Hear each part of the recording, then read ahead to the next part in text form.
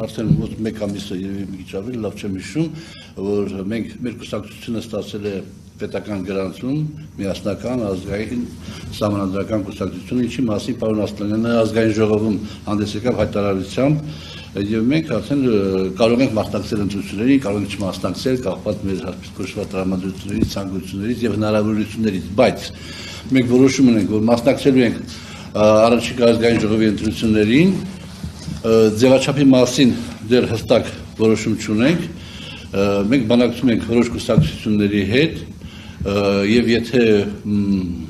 գտնվեն համագործակցության եզրեր, ապա մենք նախընտրում ենք ընտրություններին գնալ, այսպես կոչված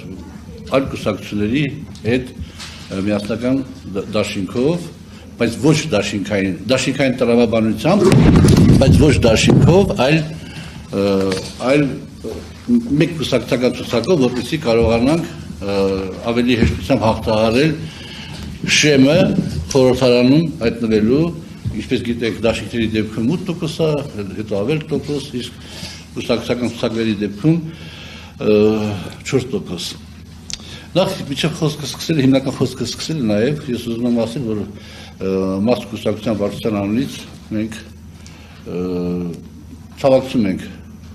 Իրանի եղբայրական ժողովրդին կրած կորուստների համար, անվերապահ դատապարտում ենք Ամերիկայի Միացյալ Նահանգների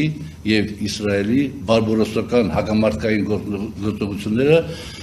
Իրանի Իսլամական Հանրապետության նկատմամբ, վստահ ենք, որ Իրանի Իսլամական եղբայրական եւ հերոսական ժողովուրդը պատվով դուրս կգա այս արհավիրքից։ Այնուհետև ես ուզում եմ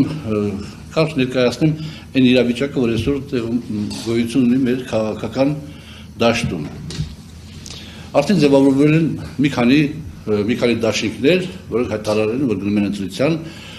եւ դա շատ լավ է, որ ձևավորվել են եւ զգացում են նաեւ, որ որոշ դաշինքների մոտ հենց այն տրամաբանությունն է գործում, որ գնան կուսակցական ցուցակներով, որպեսզի հաղթահարության գործակիցը ավելի բարձր լինի։ Պատկերացրեք, եթե կուսակցությունները միավորվում են եւ գնում են դաշինքային տրամաբանությամբ, դաշինքով են գնում ընտրությունների եւ պետք է հաղթահարեն 8% շեմը եւ այնպես է ստացվում, որ իրենք հավաքում են 7.9% ձայն, այսինքն չեն հաղթահարում 8% շեմը, բայց իրենք գործում են ընդդիմադիր դաշտում։ Հետեւաբար 7.9%-ից ամենակիչը 4.5%-ը կգնա իշխող քաղաքական ուժին, որպես փոշիացված տարբերակ։ Իսկ երբ որ դու աստվածաշարի չես հաղթահարում 4%-անոց բարիերը եւ հավաքում ես, ասենք թե 3.9% ձայն, այդ դեպքում մոտավորապես 2% կարող է գնալ իշխանական, այսպես կոչված ձայների պաշարին, ինչը շատ անցանկալի է։ Հետեւաբար այդ տրամաբանությունը փառքացու բոլոր ընդդիմադիր կուսակցությունները լավ պատկերացնում են եւ այդ ձևով են առաջնորդվում։ Բաժանորդագրվեք Արմադ մեդիայի ալիքներին YouTube-ում, Facebook-ում, Instagram-ում եւ Telegram-ում։